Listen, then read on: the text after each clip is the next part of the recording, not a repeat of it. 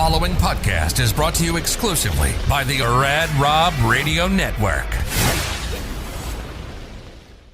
This is PBA champion Kyle Troop, and you're listening to Straight Up 5 with Johnny Petraglia Jr.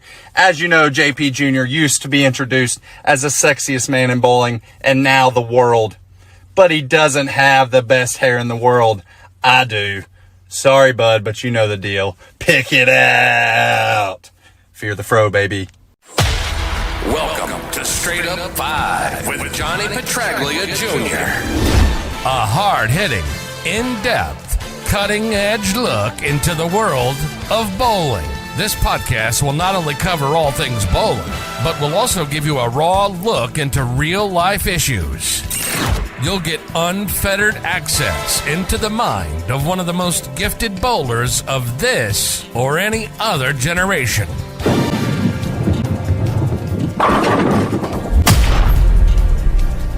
So without further ado, let's introduce you to the hosts of the show.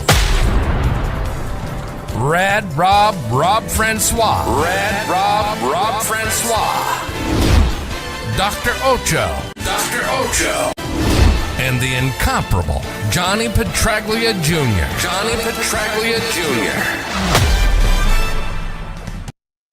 Hey guys, welcome back to Straight Up 5 with Johnny Petraglia Jr. I'm your host, Rad Rob Francois, joined by the man, the myth, the legend, the shiny gold mask man.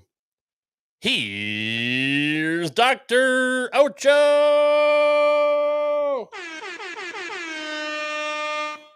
What is so mythical about me if I'm literally right here and in the flesh, a lot of it because of these peaks? And what are we? Let's not a do anymore. Let's a don't. Let's get this going. Also joining us is the third man of the team. He is the man with the name on the marquee. He is number 07 in the program, but number 1 in your hearts. It is the sexiest man in the world, Johnny Petraglia Jr. What up, JP? What's good, boys?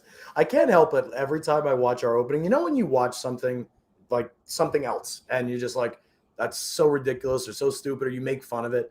When I watch our opening, every time I see that one clip of the bowling shot going down the lane, It's awful. like part of my soul wants to believe it was your youngest daughter. Yeah, with bumpers. Or either of you, like it was their first strike they ever threw. But I'm like, I can't imagine. We have to change that out. I said that months ago. I'm like, this is you took the worst strike in history. Or can we at least get Rad Rob throwing a strike shot or something? Or just speed it up to times 100. That's all. Like make if it. you like want to strike for me, you're gonna be waiting for a while. But I keep it in there because it's so bad. It's like the running joke. Like that's the only reason I keep it. No, I think because it pops me. I crack a laugh every time I see it. So yeah, that's perfect. Nicole said hi to everybody, by the way, not just me. So I guess we're sharing the wealth tonight. All right, let's stop screwing around. We have a very special guest. He is a multi-time champion on the PBA Tour, almost eligible for the Hall of Fame at, 28 years old? That's incredible. That's bullshit. Damn it. How did he do that? Because he's just that damn By the way, your name is fitting today, JP. All right, bring him in. Yes, thank you. Here is the one and only, my favorite left-handed bowler, PBA champion Jakob Butturff. What's up, Jacob? Thanks for joining us. Hey, what's up? I mean, when we were talking about the ugliest things ever seen, you guys should see the way I bowl for the first time. So there you go. There's your. We got a new opening. I love it. That's fantastic. We are so happy to have you here, Jacob. I know you're coming off a tough loss at the Players, but you're still having a tremendous year. What do you attribute all of your success for this year? Where do I start? I mean, this was a season that it was like a roller coaster. I mean, I never knew when I was going to take a dive, and I never knew when I was going up. So I think that the way I can finish it off, it was the best dive of the season. And regardless of the loss, I'm thankful for all the people that have supported me. JP being in there, him and I have always been good friends, and just all the support from friends and family. I had a lot of friends come out for shows towards the end of the season, so that was just something that I can't ever forget. It was super, super special to me. I mean, you were really, really consistent towards the back half of the year and really just started going fire. And with all the competition this year, especially Simo, bowling the way he is, and EJ just absolutely just bowling unconscious. What's it been like to kind of watch what EJ has done this year? Well, I've come to the conclusion EJ doesn't even have a heartbeat. He's a I think cyborg, he's right? actually like a robot. He's a cyborg. I No, think he's he a is. robot. He's a smaller version of the Terminator. He's this 5'8", 5'9" robot that's no more than 140 pounds that was just sent down from planet Bowling World, who ever knows where it's from. And they just magically wanted this kid to appear and go, you know what, we're just going to make this kid one of the best all time ever. And, he's just, I'm pretty sure EJ is just over 30 years old. So, like I witnessed it firsthand at the World Series. I've watched EJ numerous times, but witnessing it when you see it in person in front of you, like within like 10 feet of in front of you, it's something different. Knowing how hard it what is you too. see with what he, Yeah, you know how hard it is. and what you could see, it's just so hard. It's just so hard out here, and like what they could do, like not just EJ, but like Simo and Belmo, that people always rip on two-handers. Well, they still have to throw the shots. Like you watch bowling out here, and regardless of how you throw it, guess what? You have to execute. And if you don't, then you're screwed. 100%. Johnny, what have you noticed from Jacob's run this year?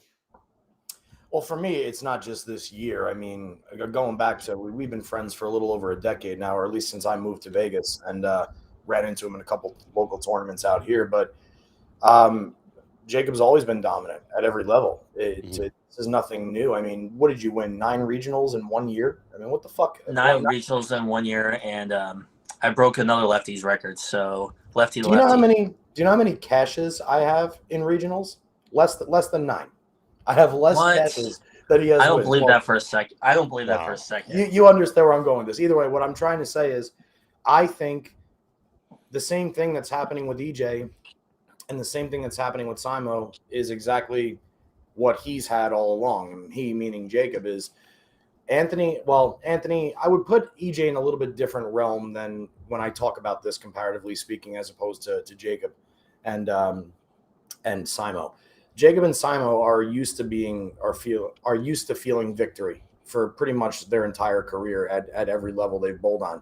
EJ was the one that was a little suspect on television in the early going. He'd have some bad breaks on and off television, and not win nearly as much as he should have. We used to compare him to the great Marshall Holman, winning 22 titles but making television almost 200 times. So for me, watching guys like Jacob blossom and just continue to know that they're going to contribute the same things over the next 10, 15, 20, 30 years, however many years that they bowl, it's just thrilling to watch. So I think that the success is just coming from maturity and the time that he's been out there. And you're saying it's borderline predictable, basically, seeing how he's been such a winner the whole way, that why wouldn't he just take the next step and be better than most of the people again at this level? Yeah, I mean, like, for instance, there's certain people that come to the plate in baseball, or there's in the bottom of the ninth, and you expect them to get a hit to give your team the lead. There's a guy you expect to take him down the field 97 yards with 2 minutes left on the clock in a football game. And they always have all these stats on Lane Talk and shit like that. I'm curious for the one stat that is, whenever Jacob has a bad block, how good is his next block? Because if he ever bowls poorly, his next block is not only good, it's astronomically better than everybody else in the field. And he does it so relaxingly. And it's so upsetting to somebody like me to watch, to know that, like, I'll never be able to be that good. But in the same respect, it's awesome to call him a friend and be able to watch it live all the time. I think it's maturity. I could have just said that. Yeah. I think one of the comments that hit me during the World Series was the second day of the Cheetah Championship. So the first day I bowled good, and the scoring pace was already through the absolute roof. And in the next 10 games, I just literally was in what they call on tour, they call it Jacob mode. They say whenever Jacob gets in Jacob mode, he is probably one of the scariest people to bowl. And I ended up just bowling, and I believe in the 10 games I averaged 257, and I ended up making the Cheetah show because of it. And Sam Allen made a point to a couple people in the stands saying, whenever he gets in that mode, he is the scariest person to beat. He struck more than the average of the field, and this scoring pace, and he ended up making the show from how far down he was probably one of the best blocks he's ever seen. And I take moments like him like that, and I don't build an ego off of it. I cherish it because the fact that, like, Simonelli, when I first came out on tour, he was one of those guys I was watching. Like, I watched Parker Bone and Jason Couch growing up. Those were my idols. And not saying that, taking anything away from Simonelli, I was watching him when I first joined tour. So for me, hearing that compliment from someone that I watched to help study from the game, it's one of those moments that I absolutely cherish. That's a really badass. Yeah, that is a really, really cool thing. I think the announcers also made mention of that though during the telecast, right? I mean, it wasn't they didn't say Jakob mode, but now we got a new shirt we got to print up. So someone called the art department, and we got to put the Dougie gimmick on there.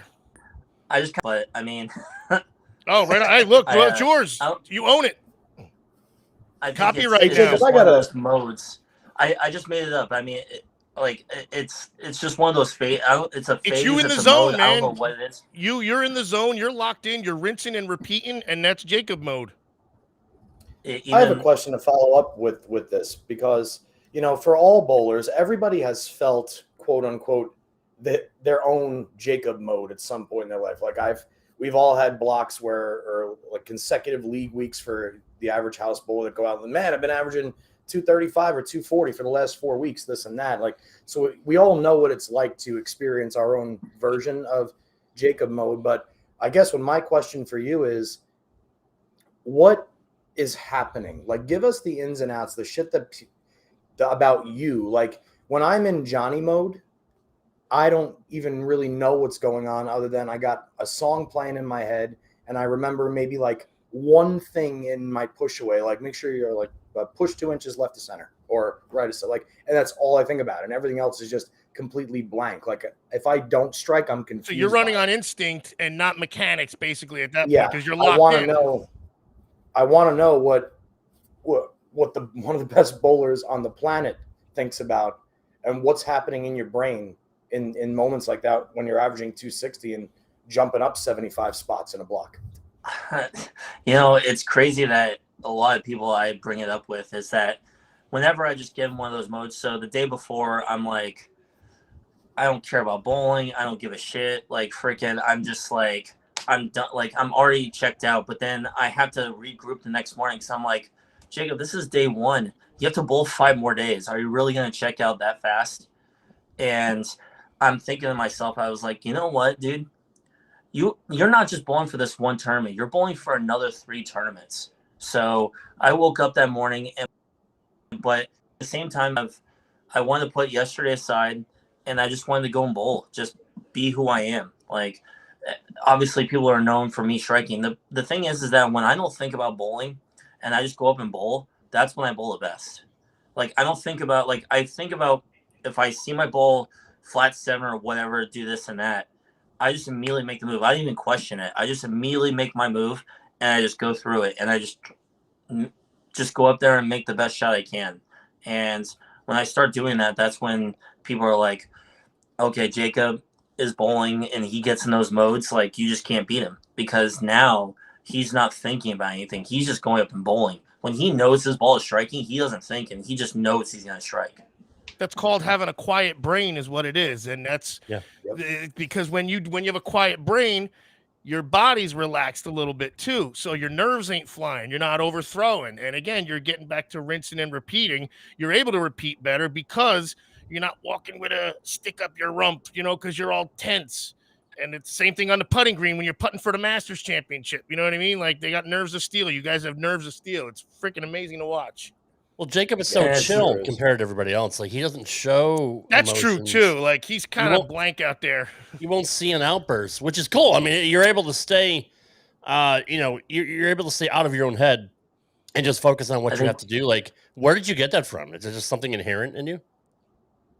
I think it's because I realized how much of a little bit of a shit I was when I was a youth bowler, and I think that it's not that I was a bad kid, but at the same time, it's like, there's a lot of people that I grew up with in juniors that I'm good friends with now to this day, that I wasn't the most liked kid use stuff. And I think it's because I got too much of an ego. I realized that, you know what, is this really how you want people to see you in the long run? Like, I think for me now is that I'm so appreciative with where I'm at with my bowling career, especially because I'm very fortunate to call myself a bowler. Even I'm to this day, just even be bowling the national tour. And like with moments like that, all these people that just come up and just want to take pictures, sign autographs, like people that like look up to me, this and that. Like, I always want to give them grief and be like, hey, you don't want your kid throwing it like me. I just am fortunate. But at the same time, it's like all these parents just back me up and be like, you know what, my son doesn't want to throw like you. He just loves the way you bowl and loves how talented and how passionate and how humble you are. And I think when I hear that multiple times, I'm like, you know, it's just who I am naturally. I think that I learned so much, and I just, like JP said earlier, it's just that the maturity level, I think for me, I'll even say has developed so much better just by with what's happened in my life. So now just being out there and just being able to stay mature and not get overly scatterbrained and dramatic, something that benefits me when I bowl. And that's what I love most about you. And, you know, to be that mature at your age, I mean, you're still relatively young. You're what, 28? I turned 29 in April, so I'm in my last year of my 20s. Happy belated birthday. But still, Enjoy it, bro. The next 10 are gonna fly by. Yes. You're telling me now. Yes. It's kind of obnoxious. yeah. And explain this thing on your head real quick to the fans. By the way, let's Yeah, let please. everybody know why this is so special tonight on Straight Up 5. I mean, I don't want to give him too much of a heavy head. And he's not paying me. I promise you that.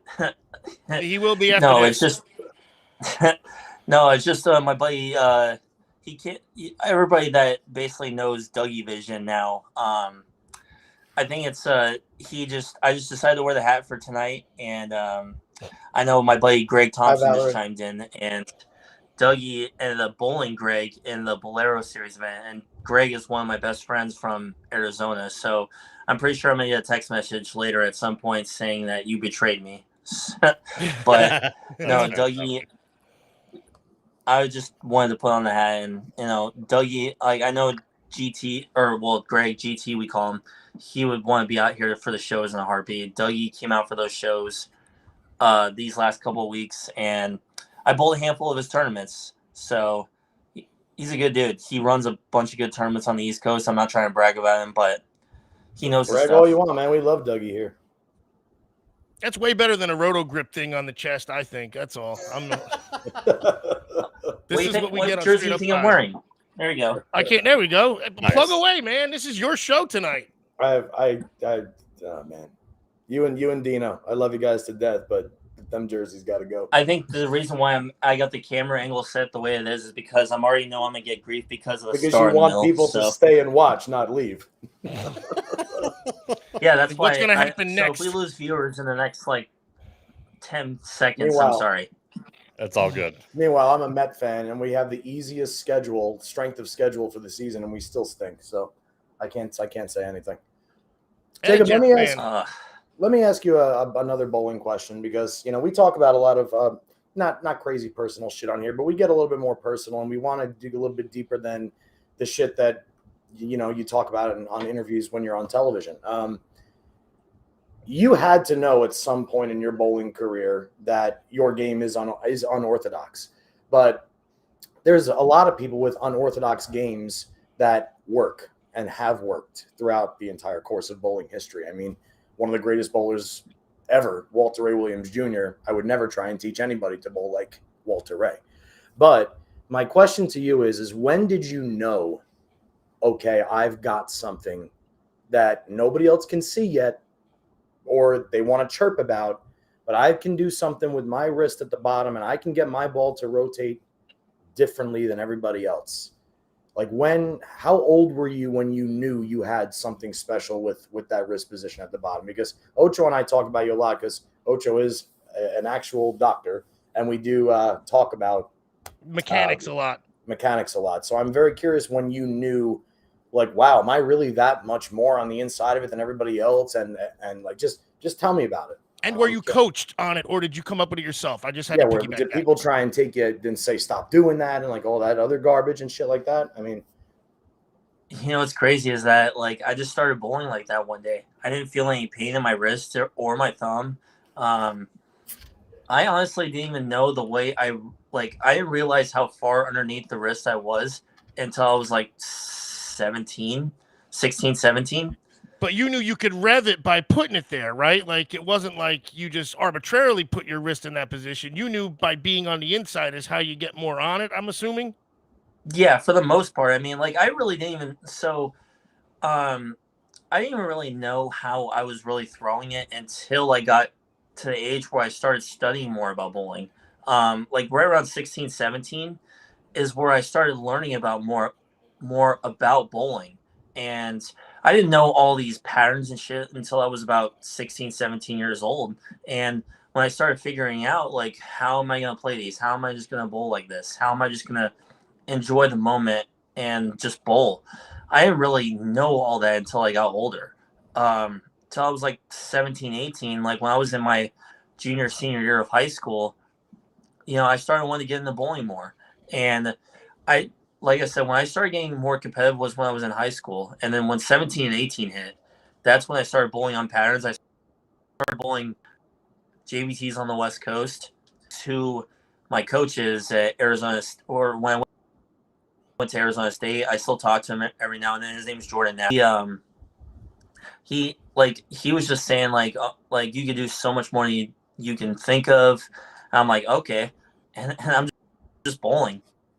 And I'm bowling all these turns. If I bowl bad, I bowl bad. Like I think this is where the maturity level started to hit in a little bit. It's like when I really realized how capable I was with how I could throw it, and learning so much more and learning all the logistics of bowling, basically. Do you remember like when you first tried, like what was in your head when you first said, I'm just going to try this shit out? You know, what's funny is that I threw like that one morning and I'm like, wow, that struck. And it like got to the gutter and it came back and struck. And I was like 14 when I was 13 when I tried it. Okay. And I'm like, I can struck. that's pretty cool. I did and it you again. know good ball rotation, obviously. So you said, okay, it wasn't like I just hit the putt. You saw it, it rotated, it drove. It was a heavy ball, basically. Yeah, and then I did it again. I was like, wow, it struck again. So, and then Strikes a lot. Onto something. It strikes a lot. Yeah. So It strikes a lot. so I ended up bowling a summer league, and the first week of the summer league, my goal was to shoot 300 before I even graduated high school. I ended up bowling 300 before I even started high school. Wow. So that was the crazy stat of the day. Ocho's still trying for his. Still early. Me too. I'm not in high school yet either. So 40 years later, I'm still trying. Literally 40 years later, I'm trying. What age were you when you first got into bowling, and like, how did you get started? Did you have anybody else in your family that bowled? Was it something your parents put you in? Because that's what my parents did with me. So I started bowling when I was 5 years old. I grew up in Las Vegas, so we had a lot of centers in Vegas that were connected to casinos. So just any days, if I just asked my mom if I wanted to go bowling, they'd take me. I would say that I started at Gold Coast and Texas Station and Suncoast growing up. So I was basically like on the north side of Vegas and just started going there all the time. Every now and then, if I asked my dad if we could go bowling when I was with my grandma in Henderson, we'd go to Sunset Station, South Point, all that. So basically, I was around the whole perimeter of Las Vegas and bowling centers. I pretty much bowled in every center in Vegas at least once, and I just enjoyed it. Every time I was in a bowling center, I never threw a pissy fit. Like my mom always said that I was smiling, like no matter how shitty I bowled. So. Yeah, I don't think I've ever seen you throw a hissy fit ever. Well, no, but it's funny. I know funny. It sounds like it was originally your hobby, and then here you are, a professional at the top of your game, at the top of the entire profession. Yeah, that was like I said. I was like, I got into high school. I was like, I enjoy this a lot more. Like, I enjoy it. I don't expect myself to get like really, really good. And then I saw myself bowling in high school a little bit later. I'm like, I enjoy a little bit more and I feel confident in it. Like, let's just give it a go and see how it goes. And it was big in my high school because you lettered in sports. So it was big if you lettered in sports. So if I can manage a letter, I'm like, hey, all right, cool. I get a Letterman jacket. You had to have to. I'm sorry, Johnny. You had to get a lot of shit from that release, right? I'm sure people ribbed you all the time about what the hell are you doing? Like, what the hell is your hand doing? The non-bowlers they had no clue what was going on. And then the bowlers were like, what in the world is this? Yeah, they also see the results too. It's not like they say, exactly. You know, all right, the guy's averaging 235 in high school, but boy, what a dumb release! Like they're gonna go, he's onto something there. Yeah, give me Mike Newman's backswing or Mike Lickstein's approach any day of the week, as long as I can have their release with it. Yeah, absolutely. What the ball does is what matters, basically. Exactly. Congratulations to Keegan, by the way. Thank you, Keegan. Good job, absolutely, buddy. Dude, that's great. Real quick, sorry, Jacob. We're going to get to questions for Jacob at the end of the show, so don't think I'm ignoring you guys. I'm ignoring you guys. Well, I mean, that happens anyway. Sorry, Jacob. You were going to say something? Oh, no, it's funny that JP brought up Mike Lichting because it's like that's one of the guys I bowl nationals with. And, nice. You know, everybody's watching Step, Palm Horse, and then you're watching Waddle, Waddle, Crank Smash, throw the shot. Then that's a shirt. It's got to be a really exciting, awesome show when you guys are bowling together. We have to put that on a shirt. Are you kidding me? What is it? Waddle, Waddle, yes. Waddle, Waddle, Crank Smash. That was invented by J.R. Raymond. He was the one that said Waddle, Waddle, Crank Smash. Oh my God, dude, that is so cool. I grew up with Mike out of Bradley Bowl in Windsor Locks, so I mean, I've known him pretty much all my life. So that's a perfect description of and he didn't start out that way. Like he changed for whatever reason, just like you did, and had more success. But that's hilarious. Well, that's the reason, Rob. Not for whatever reason. My am I going to bowl better or not? Shut up. My favorite thing about Litchie is that he has to make sure there's a Starbucks within, you know, walking distance of anywhere that we are at, so and that way he can get his free Wi-Fi. That's fantastic. Speaking of Lichko, happy belated one-day birthday to Larry Lickstein. Yes. Happy belated, yes, absolutely. Larry, another father and son duo in the PBA Tour. Yes. Larry frequently tunes in. I'm not sure if he's here tonight, but we want to make sure we did that. Roger says, watching a man walk barefoot through broken glass. That's awesome. That's about right. And his release is just poetry in motion. It is. And so let me ask you this. You see me run into the line, and I'm trying to run away from the broken glass. You got a flamethrower under your foot or something. Yeah. So this is kind of I don't want to say like a rhetorical question, but I mean it's something that we can all speculate about. So if Belmo kind of revolutionized the game with his success and with two hands and getting a lot of kids into the sport using that, do you think when it's all said and done, we're going to have kids try to emulate your style, or do you think it's impossible for them to figure out? Because I'm sure you're not going to give it away. Well, I've already had one request in the past that I actually had a kid try to emulate the way I throw it, and the mom messaged me afterwards saying that her son's wrist was broken. So I think. So I was actually going to go ahead, Jacob. Exactly. I think that you want to know who gets the imbecile of the week? That kid's mother. Yeah. Call out Jacob. No, because what they don't understand is it tried to mimic. Yeah. It's not a matter. It's a matter of hypermobility, and not everybody has that. Everybody Jacob, has two hands. We know you're nice. We don't have to. Yeah, no. That's our job. You give us the you throw us the softball. We're gonna hit them out. But that's she's an the asshole. issue. When people all have two hands, so everybody can throw the ball two-handed if they like. Not everybody has a hypermobile wrist with ligaments that stretch like Stretch Armstrong. Yeah, and anybody who says double jointed, there are no freaking double joints in the human frame since the billions of years of humans existence standing up. They're not double. There's no such thing, people. It's freaking hypermobility, maybe ligament laxity or stretching. I heard the slang term is double jointed. Is what it is. Yeah, it is. I don't know. Whoever came up with it should be set to a work camp for with sticky recycling bottles. I think I'm just happy that she didn't send me the medical bill. That's all I was like. That's all I was happy about. She probably don't have insurance either. The rotten mom. Jacob, I've got a question for you because, I mean, I hate to say it, but obviously not just your favorite ball, most likely, but a lot of people love the Purple Hammer. Obviously, Yep. It's a miracle ball, especially with what you guys are bowling on out there and what you do to a ball. Do you have a favorite bowling ball, like before the Purple Hammer was even invented, like the New Age one? I don't even remember what company you were with at that time. But anyway, well, I guess my question is before the invention of the New Age Purple Hammer from either Ebonite's plant or the Brands of Brunswick plant, did you have another like go-to baby that you kind of brought everywhere with you? And, I mean, when that ball showed, it was just like, oh.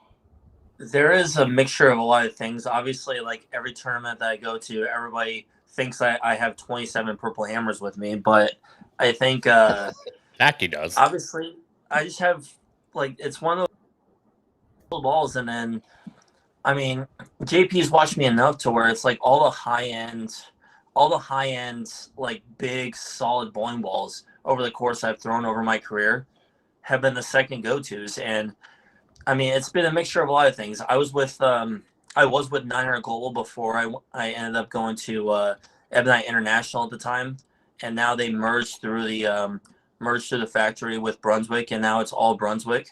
But honestly, it's like I always tell people, obviously I'm gonna throw the Purple Hammer as long as I need to if I'm striking, because our job out here is to strike. It's not to just Damn right. sit there and split every single shot. Your goal is to make a paycheck. That's right. Even if you get paid by your company, you're still out there to strike with like whatever equipment you need to throw. So if I need to throw a Purple Hammer, and if I know it's going to give me that 240, 250 for the win, I'm going to throw it. Oh, damn right. You did I was switch just just in against you O'Neill, had- right? Yeah, so Yeah, you're throwing a mindset on the left lane. I for love the majority of- mindset. God, that this ball's so mindset's this is a shout out for my Dino. I'm going to throw the mindset on the longer pattern. So he suggested it when we were bowling, and I was like, you know what, I'm just going to give it my risk. And I did it. Unfortunately, it didn't look good when I bowled Kevin McCune in the title match on the Players, but you know, it was a ball that helped me a lot this past week at the Players Championship. Heck yeah. You got out of it Jacob, early real quick. against O'Neill, right? Like you went right to the mindset like right away. How come you didn't do that in the finals? Just curious.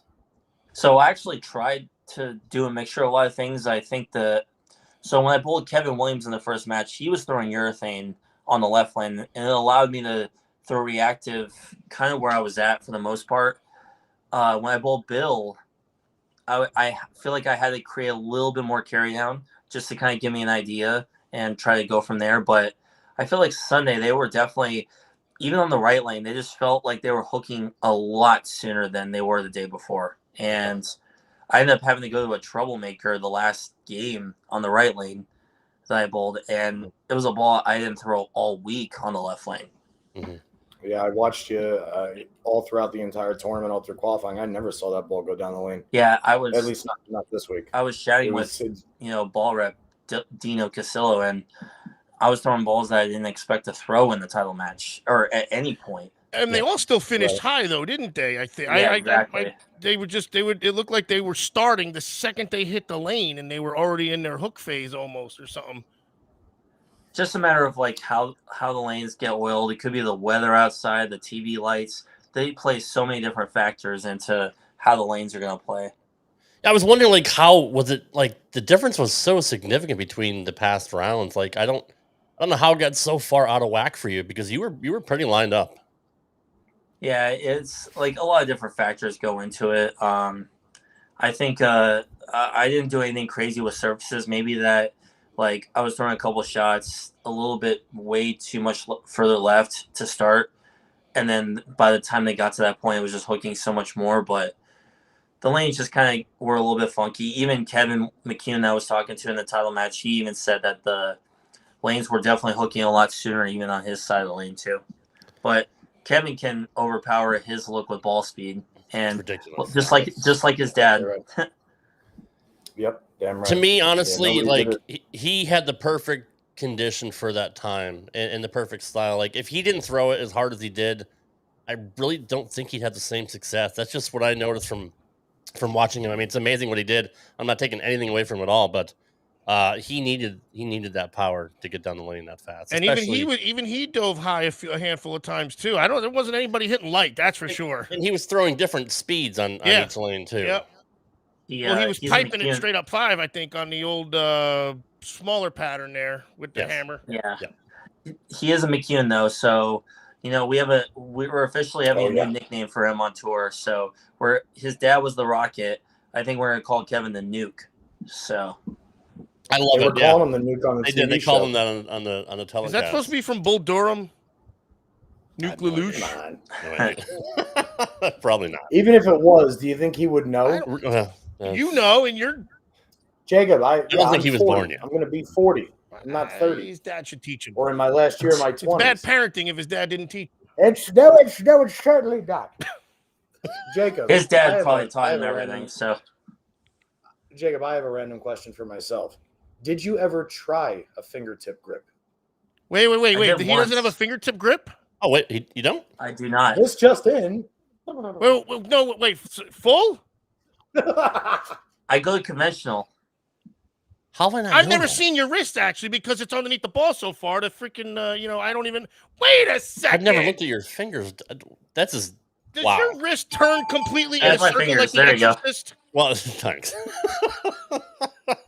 No, I want to see you spin it all the way around like a Muppet, because there's no way that can be in the. Oh my God! I didn't notice that. Wow, you do all that without your That fingertips. should be.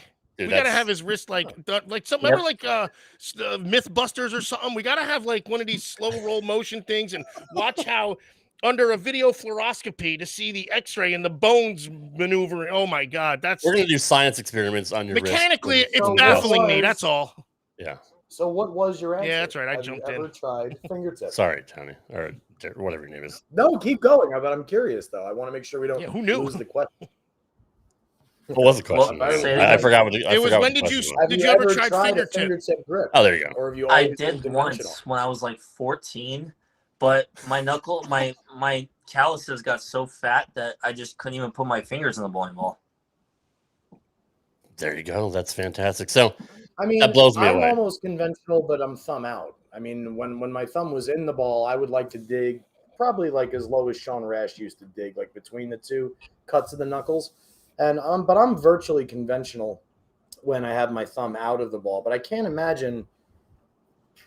God, I guess it's fit.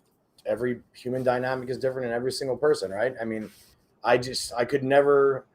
People always say you got to have a full fingertip grip for maximum leverage and power and yada, yada, yada. Meanwhile, I was always the other way. I always wanted more fingers in the ball because I felt like I could uncoil more True. when I had more fingers in the ball. You know what's funny is that so you guys know Chris Warren, right? Chris Warren, that bull on the PBA tour. Yeah. He's conventional grip too. Yeah. And you see, he has been for what now? A long time. yeah, and you see the way he bowls, and it's like, the guy that's like 5'5" and he's 120 pounds, and he can still generate as much power as he can with everything that he does. That's true. just something impressive. How do you too. clear your fingers is what I'm wondering though. Like that's the part that kind of is bugging me, because like I feel like Well, you really have to like uncoil. You you have to yo-yo it every- almost like yeah. Yeah, If it's you just, don't, you're more likely to flip your hand over a the top of the suitcase or ball something, or and flying chicken saucer it or Yeah. something. it's a matter of how consistent Right. you could come out of a bowling ball. I think it's just I started bowling like that when I started bowling like that one day. I think that I learned it at such a young age. I was just learned to be able to repeat it consistently. Yeah, that's what's remarkable to me is like, this doesn't happen very often with my no thumb delivery, but when it does, it's very obvious. Like there's some times that my hand will open too much in the backswing and I will completely miss it at the bottom. Like, when you rotate a ball, you lose a ball and you're like automatically off your hand, it's a washout, or you're praying to God that it even stays on the lane because you missed it that bad. That happens to me sometimes, and I'm like shocked and amazed at how you can get your hand into an even deeper position with a conventional grip, and you seemingly never, ever, ever miss it at the bottom. And if you do, it's like 1 out of 200 shots. That's what I think is so exceptional and special about your game. I think Is like it's crazy because there's only been I don't know if it's just because of a tour bowler standpoint too, but there's only probably been maybe 20 shots, in my career where I'm like, how did that ball not hook? Wow. Like, yeah, like legitimately because it's just like I'm hitting it as hard as I can. Even if it's like a flat 7, I know it hooked. But if I 379 or if I wash out, I'm like, how on earth did that not hook? Well, what's your to bounce off of that? Obviously, you're awesome. able to repeat well. What's your practice schedule like? I mean, do you throw the ball 100 times? Do you bowl 10 games? Do you bowl 20 games? I mean, I know practicing. I don't think is for score really. It's for mechanics and repeating. And if you throw how many? So what's your routine like? I don't want to say off season because I know you guys bowl all year round. So I think it's a mixture of a lot of things. So when we bowl on tour, we go center week in, week out to a different center. I think you're 40 something games a week too. So I think my first thing that I try to focus on when I get there, because you guys see how much I slide. Like I slide before I even release the bowling ball. So I think my biggest thing is that I try to practice to get a feel for the lanes. That is the first thing that when I get to a new center to try to get a feel with how the week's going to be. Like I practiced a little extra at Carolier this past week. Well, Valero, North Brunswick, but we still call it Carolier.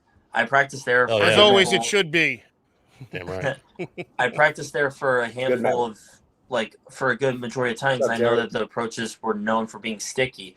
For me, I'd rather slide than stick any day of the week. So I was practicing exceptionally, just trying to make sure that I'm not overdoing it as well. That's the one thing that I try to focus on.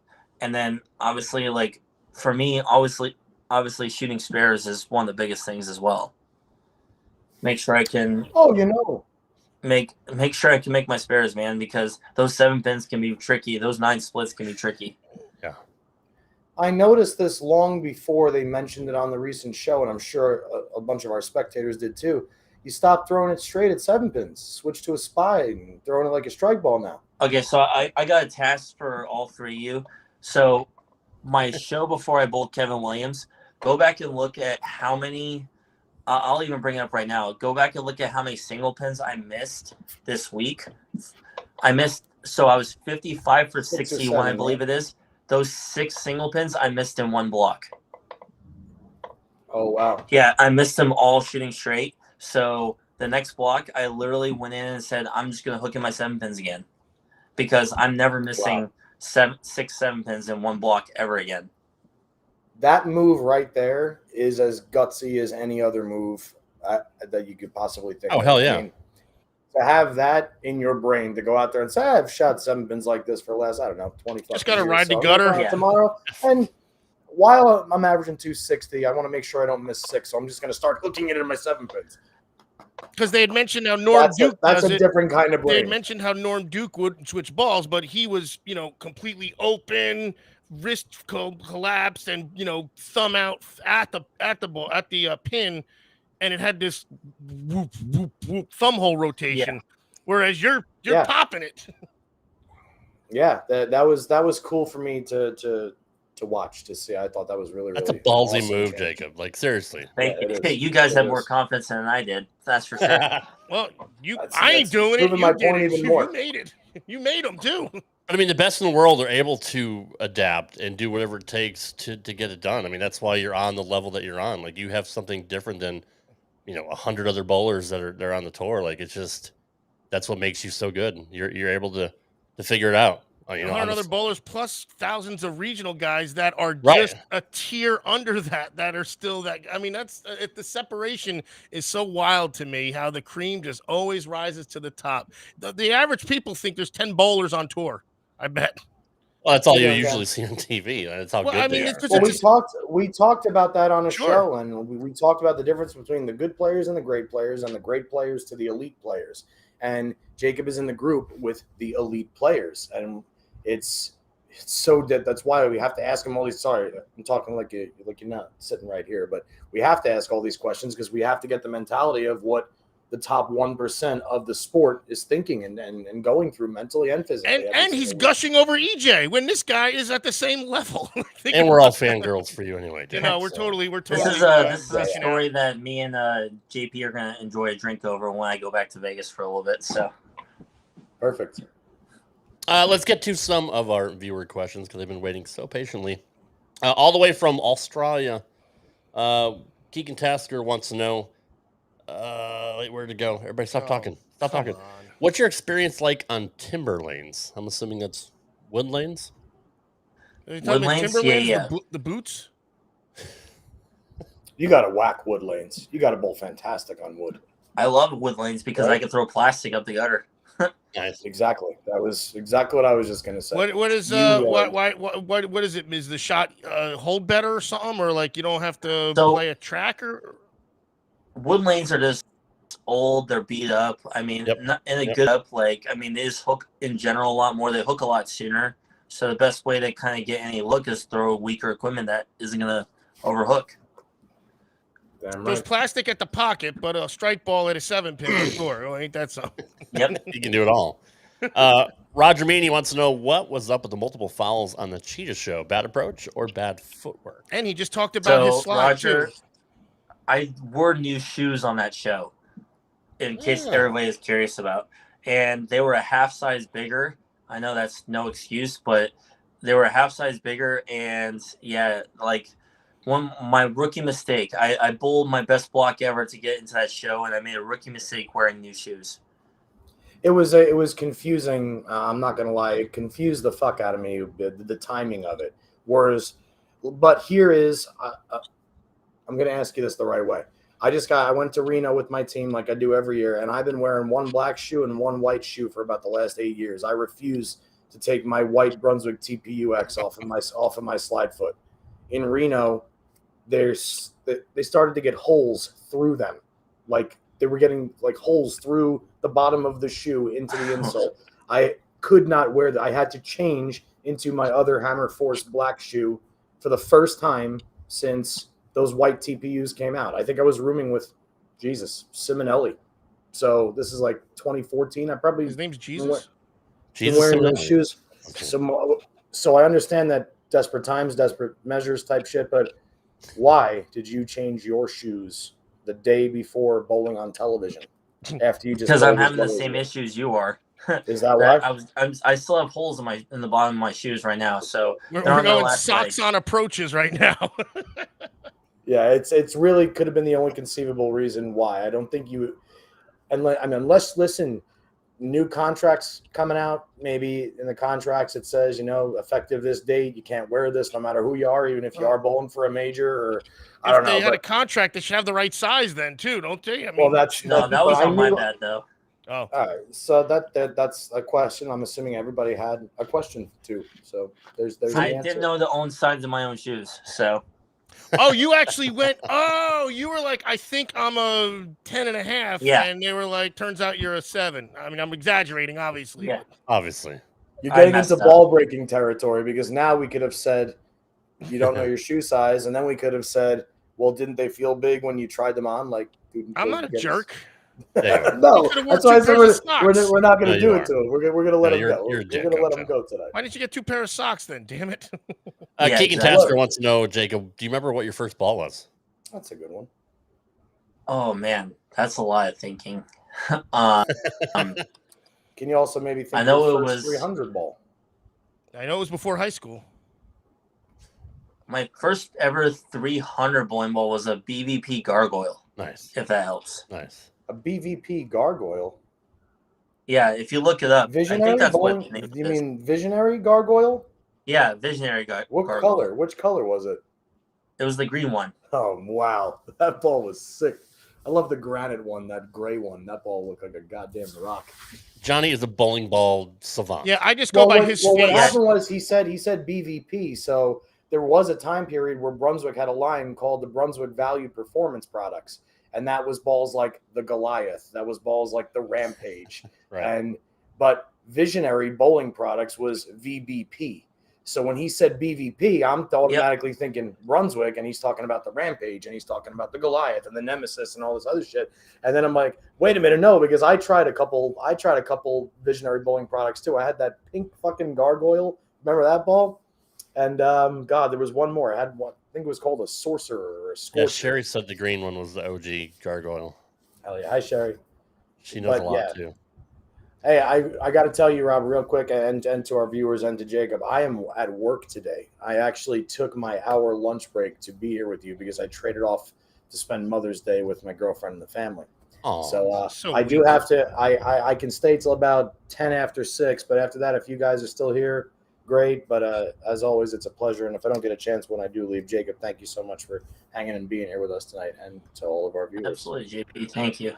So I have some random. Actually, Ocho, you have random questions that we were chatting about in our little group chat before. Do you want to rapid fire some of those? I don't know. I just wrote some Jacob? examples because, but mine were going to be Go over the do it. top. So Yours are good, though. No, They were good. Go ahead, Rob. You get in there. You get in there, You're and I'll such a dick. piggyback you. Jacob, favorite food? Oh, where do I start? I'm fat. Yeah, me too. I hear you. Anything seafood, Mexican or Asian, like literally. If it's Mexican, it's a quesadilla. If it's anything Italian, it's ravioli. Anything seafood has to have any kind of fish. When you're on tour, do you look for these? Obviously, right? You're like, okay, where's the Mexican joint or something, or Okay, I do whenever I go to a new city. Or... Oh yeah, that's it. I'm one of those guys that I'm not gonna look for like a Chick-fil-A, a Chili's. Like I'm looking for something a hole in the wall. Yeah. Whenever I go to stop. He wants I the love mom it. and pop sushi. He's a foodie, dude. I Yeah. love it. Mom Dude. and Pop sushi. I've never looked for that, but I think you're my got spirit you. animal. That's fantastic. Favorite fast food? Oh, geez, that's right up Rob's alley. Taco Bell. Taco Bell, nice. That's my wife's jam. She's hardcore. Rob Taco Bell. loves talking about fast food.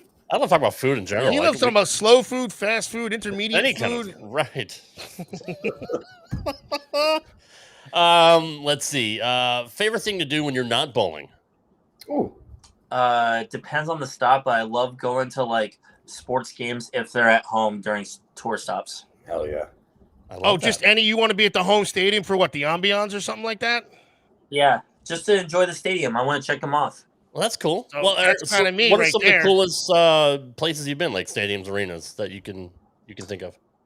I haven't been to much, but we went to at the U.S. Open this past year. We went to the Pacers game out in Indianapolis. That was pretty cool. That was just during the season, though. Like, I mean, just in general, I live in Arizona. Chase Fields, even though the Diamondbacks can't beat the Dodgers any time of the year, they have a nice stadium. Yeah. I was gonna Ever say they jump in got that one of the pool? most beautiful stadiums out there. Don't they have the pool I there or said something? that if They do in the outfield. I said that if the Diamondbacks won the World Series at home, I was going to jump in the pool. Oh, Yeah, I don't you missed think- the 2001 World Series. Then I was were gonna you say, alive yeah, yet? yeah. I don't even know if you were born when they won. I was barely alive. I was in grade school. I remember Do you like it think was you'd even yesterday. recognize your Diamondbacks back then with those uniforms compared to Oh, now? They're horrible. Oh, I thought they I were think they great. recognize it because they hit the game winner off one of the best relievers ever. Mario The best Rivera. reliever. Off of, Yeah. But if the infield wasn't in, Cheater Who would have was been in the that? right Luis spot. Gonzalez? Is that who? Luis It was. Gonzalez. Stopper? Little juiced blooper up, right Yeah. over the a head. He was juiced gonna up say he Luis was Gonzalez. fucking roided out. You that could year, see bro. his He friggin' was arms when he sliced. raises his hands. Holy Jesus! Yeah, he All was- right, It was like enough an about excuse that. me swing, right? It was just a little blooper right over. No, it was a cutter. He didn't get it because it was a cutter bearing in. He's Yeah. a lefty. Not that I saw the game 1,000,000 times or anything, and it's No. etched in my memory. Yeah. I know that like he knows bowling balls. That's fantastic. Thanks. Tammy Pissarro wants to know, asking a question for my son as he is sitting with me. We met you at the Pro-Am. He wants to know how many 300 games you have. And I would like to say congratulations. I know you came in second, and I saw your post congratulating Kevin on his win. You're a class act and a great role model for kids to see that kind of sportsmanship. Thank you. I said it to someone the other day. I'm at 134 300 games in my life. On the PBA tour. Or just total. Just total. That's it? National tour, I believe I'm at 23. That's it, Johnny. I How many know- do you have? Like 400? Well, when you Whoa, hang on a second here. I very, very much expected the number to be well over 200. Can Okay. you blame me? I'm just busting your balls. No, I'm serious though. Yeah. I can't believe JP You probably only has have more 300s. You that's- probably more 300s with plastic than I do regular. So You have 9 tour titles, so. You have talent though, and I don't.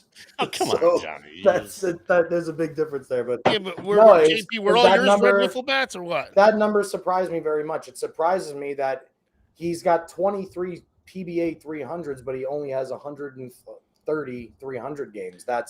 He's always I don't bowling on know, the I- You'd PBA be tour. surprised. Then again, You'd be surprised at the 800 list. but here's the other thing though. It does make sense before you say that because you've been on tour for how many years That's now? what I just said. He's always bowling on tour. Yeah, It's he's always not tough bowling. conditions. He's not bowling league. Now, if he bowled That's a good league point. for the last 10 years and he bowled twice a week, then yeah, I think maybe he would have like 700. He'd have 300s. 40 in a freaking league season on the big red wiffle bat pattern. Yeah, okay, now it makes more sense. I answered my own question there. So. And now we're just piling on. Everybody says you should have more. Just don't make him feel bad, Johnny. Jesus Yeah, leave the Christ. guy alone, man. He's wearing an awesome freaking Yeah, do-rag sorry. on. We God. got sponsors now. We got T-shirts getting made already. I already called the art department. Speaking of Waddle, t-shirts, I Smash love- Hulk, all that stuff. We got it. I love I yours, better by get the the way. first copy of that. We're gonna You do a love my- memoir. You love his? Are you wearing? Yeah, it looks like a SpongeBob shirt. Is that Patrick? Yeah, good Of course job. it is. Those look like the socks I wore on this TV show. And then we can see through your holes in your shoes. Just kidding. Oh, that's horrible. So We're a if different you type of podcast. Sorry. if you would have won the players, you already would have been eligible for the PBA Hall of Fame. Like I know you kind of said, growing up as a kid and going now, you're like, I can't believe I'm on a tour. Like, did you ever think as a kid bowling, like you'd be eligible for Hall of Fame? Or even bowling on the tour to begin with, but like at 29 years old, you could already be I mean, you're already pretty much a No, shoo-in the way anyway, he's but- talking now, it already seems like it doesn't seem real to him. And I'm not That's what putting I'm trying to words say, in your like, mouth, know are what I you mean? still- He's so docile, humble, Right. normal, I guess I'd say. And When you wrap your head around it is pretty much what I'm asking. If you had told me I was bowling on the lanes currently right now with EJ, Simo, Belmo, all those guys right now as we speak, I would have called you a lunatic. Yeah. Like, and winning a That's- lot of times. I What do you mean, mean just beating bowling them? Beating You're them. beating them.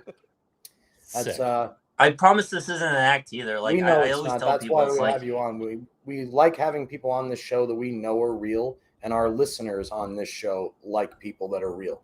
This Except is the for kind of Ocho. shit that we and our listeners want to fucking hear, dude. So Right. we 100% know that you're that kind of person. It's you're the kind of person that sits back and says, Jesus, I used to envy Parker Bone and Jason Couch, and now those guys are looking at me and asking, God, how many pins ahead of us is he this week? Like they're talking about you like, fuck, Butters is bowling. That's guaranteed second place finish for me at best. That's the kind of shit that your idols are saying about you now, which is, that's something that you. Now we you should let him answer, I guess, the question. So, is it surreal? Oh, there's a We just- question. we just overpowered the guy. We suck. Oh We my suck, god. man. We suck. Sweet. We're new too. Guess what? We're new at Hey. this. I'm new at this too. No, what's funny is that I'm sitting in the, I'm currently sitting in the room of the infamous guy that probably has more 300s and 800s than anybody on the planet. I'm sitting in the room of Adam Barta. Andy Nyer. Oh, no shit. Nice. Yeah, so I'm sitting in the I'm sure a lot of East Coasters if you don't know Andy Nyer on the East Coast, then you don't know bowling, basically. Damn right. I knew Andy Yeah. Nyer from Milton, Pennsylvania back in my old childhood days. I don't even know if he still lives in Milton, Pennsylvania. But I'm currently in his house right now as we speak. let's go. In Send Milton, Andy our Pennsylvania? best. I mean, yeah, Is is it still in Milton? I mean, we don't want to give away your. It is Milton. I could go and drag Anthony if you want in a minute. Oh, should we get a little cameo from the Ginger Assassin himself? If he's still here, I could go check for you guys really quick before you Yeah, leave. do that. If you want to go right ahead, and you guys, as long as you know, I only got 9 minutes. All right, we got left the timer before I All gotta right, get let me back go to see if he's work. still here. All right. All right. We got the timer What set. a pleasure to have him on as a guest today. This has been He's This is- fantastic. This is Yeah. wild. yeah. I mean, Like, and- we're the and- idiots. He's the and normal think one. about What the it, hell? This is not like I'm going to go back to my reference from last week. This is not a mediocre player. This is somebody who is the best out there. Setting So you're records. getting- He bolted. Looks like we have a rain delay for Anthony. That's so, fair. but That's fair. yes, I am in the home of That is okay. Andy Nyer and obviously Anthony. Alexis is out in the Queens right now, out in Las Vegas. Yes, So she's at Sam's Town right now. the whole Nair family is basically like Brandon Runk, which is Alexis' husband. Like the whole family treats me well while I'm out here in Pennsylvania. Had a surprise visit from Brandon Runk at my league last night. That's cool. Yeah, Brandon Runk. Oh no, yeah. Brandon Runk stopped by with Brianna Clemmer and said hi for a game. So that was cool to see them. Saw Daria downstairs playing a slot machine before league. Ran into Carson Lukosius. I think I saw Amber McLeod. I'm not sure, but yeah, it was nice to see and not see a bunch. Anyway, Is there There's a a lot of big tourney out there names in in Pensy? Vegas. There is that what's no, going on? this is out here, Oach. The Queens. No, I'm talking about where he's at. He's out in Milton, Pennsylvania. I'm staying. So I've been staying with. So in the off season, whenever we don't have a tour stop, I've actually been staying with the Nairs because with the airfare prices that make you want to recheck your bank account. It's so stupid. Yeah. They unfortunately allow it to where it's too expensive to go back home. So I'm staying out here in Pennsylvania with Anthony and Andy before I go out to the Super Slam this weekend. Where is the Oh, Super got Slam, you. That's Jacob? right. That's right. Where are they? Super Slam is in Florida this weekend, out in Jupiter. Oh, nice. Okay, good. I think that's where it is every year, isn't it, Johnny? To my knowledge, yes. I couldn't. They host a stop every year in Jupiter, and the Super Slam is hosting it this year. Okay, gotcha. Yeah, okay. Are you looking forward to that? I'm sure, and I know it's a unique thing they've done the last few years, but it's kind of a little fun gig. I know it doesn't count towards tour titles, right? It doesn't, but it's special to be a part of it, especially since I was fortunate enough to get into the event because everybody ahead of me in the show was a major winner. So that's one of the reasons why I was able to get in there. But at the same time, it's a time to go out there, enjoy bowling, enjoy food, and enjoy the beach. Yeah, absolutely right. And Johnny, you were talking about that, like with the recent successes of everybody, like who's not going to get into the Super Slam? Or I forgot how you phrased it last week, but it's what we something you were brought up. talking about, Jacob, was we were saying that because EJ had won 2 majors and Simo had won a major, we were trying to figure out if, since you were already in from your second place finish, if Simo or EJ or you would have won the Players Championship, who would have been the other person in the Players Field? Let's date back to the World Championship. So the reason why I finished 4th at the World Championship, but I was behind EJ, Simo, and Belmo. So I was automatically in the Super Slam. So the way the scenario worked out was at the Players Championship, when I got to the Final Four, basically it was going to be a toss-up between Kevin McEwen and Bill O'Neill. Well, Kevin beat Anthony, and I ended up beating Bill. So because of that, the only way it would have worked out that Kevin would have made it is if Bill didn't get in the top. Well, Bill, if he would have won, if the time match was Kevin and Bill, it would have been whoever won the match would have gotten in. Right. Well, because I beat Bill, no matter what, Kevin's in no matter what. Yeah, this is like a playoff seeding almost. That you got to figure out who's strength of schedule. But my question is, if you win the Players Championship, it still would have been Kevin, right? It still would have been Kevin. Yeah. Because Kevin was the highest remaining seed because I'm already in. Gotcha. Okay, that makes sense. That makes sense. So, what are you looking forward to for the end of the year? I mean, obviously you're going to the PBA playoffs right at the end of the year. Are you looking forward to that? So I'm looking forward. Yeah. So when I realized that I ended up making the Super Slam, I realized I'm already in every single summer event now. At that point, I'm in the tour finals. I'm in the PBA league. I'm in the Super Slam. So just more TV time. There you go. That's true. I mean, that's more TV time is always good. Absolutely. What have you found? Working with Fox, because I know the commentators do a lot of prep before the show, and I've seen on Belmo's YouTube channel of him sitting down with Rob Stone and Randy. Did you do that this past weekend? So we were chatting before we went on TV sets. Like I would chat just to make sure I was ready to go. Like on the top of the hour interviews, make sure I was good to go. before, like when they were asking questions, making sure that I was prepped for everything. So now, you're not questions right then and there. That makes sense. I mean, look, they do a lot of work, and we typically we've given Fox a lot of crap on this show for how they produce the show sometimes. Part of it but part of it was when it's only a certain couple of commentators too. When they do stand up jobs when there's certain people, and some just don't seem to have as much. It seems like it's a running gag at times when there's important shit going on. But hey, whatever brings eyeballs to it. If somebody jumps in, I'm all for it. How does Kimberly Pressler look? Is this where I pull a Simon no comment? Yeah, that's probably a good that's idea. fine. You realize if you say it now that we already know what your answer is. So there you go. That was it. I think Kimberly she's an amazing person. The way she comes up before every show, like asking questions to make sure that the interviews are good to go every single show, and she's really good at her job. I'm sure she's probably gotten a lot of grief in the past, but she's very good at her job. She's very intelligent with how she's prepping her questions and how the answers are coming out, and you can't blame it when that's good. Yeah, exactly. I'm all for that.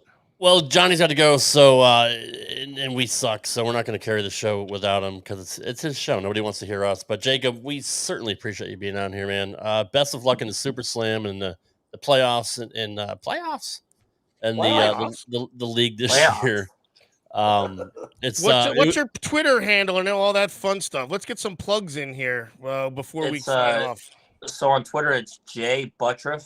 The capital JB, and then everything else is lowercase. Hopefully, you know how to spell my last name. It took me a while to get used to, but I'm on it now. And then it's just Jakob Butturff 300 on Instagram. You can't miss my bowling pictures, and then you got my athlete page on Facebook. So I know this is a super obvious question, but kids had to give you shit in school for your name, right? Because kids are assholes. Oh, absolutely. I mean, there's a bunch of kids that didn't even know how to pronounce my last name, so they come up to me and try to pronounce it for me, and I was like, "No, you're wrong." And they go, "No, I'm right."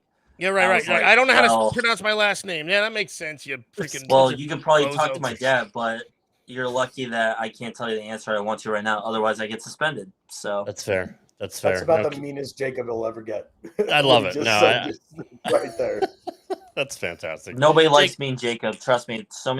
Couple people have seen Mean Jacob. So let's call him J-Bone. Let's get Mean Jacob. We'll call Mean Jacob J-Bone. Stephanie, I saw your comment. Tell Amber that I'm really sorry I didn't say hi. I wasn't 100%. It was her. Anyway, that's my send off at JPJR07. But seriously, in closing, guys, I'm sorry that I do have to ditch out a little bit early tonight. But Jacob, it's been a pleasure having you here, and please come back and join us again in the future. Come back, and maybe after you win Player of the Year next year, we'll talk about another entirely awesome good season. But absolutely, GP, love you, buddy. And new shirts. And love the Rob, hat too, man. I'll let you take it away and then finish everything up. But I got to go and get clocked in. So thanks to all of our viewers for being here. I love you guys, and I'll see you later. See you, JP. Love you, JP. All right, Johnny's gone. We can talk shit about him now. No, seriously, no, Jacob, thank you for being here, man. I know you guys have busy schedules and you got a lot coming up, but and you know, you are, without blowing smoke up your ass, you're one of the top bowlers in the world. We've been blowing smoke up his ass for the last hour, and it's justifiable. It's justifiable. No, but it's justified. Like, I mean, we're not blowing smoke. We're nothing I'm already not used to. We're literally telling him the truth. This is the truth show. That's fair. We're just a shitty fan podcast, but you're a real big get, so we appreciate you being here. I love you guys for who you guys are right now. Trust me. I'm like, when I say I'm humble, I'm not just humble for the good crowd. I'm humble for the bad crowd as well. So that's the best way I look at it. That's fair. And Ocho still has the biggest guns in the world. So that's not true. But I'm in second. Everybody here in the chat, thank you guys for showing up here tonight and hanging out with us. We'll be back next week for another edition of Straight Up 5 with Johnny Petraglia Jr. Good night, everybody.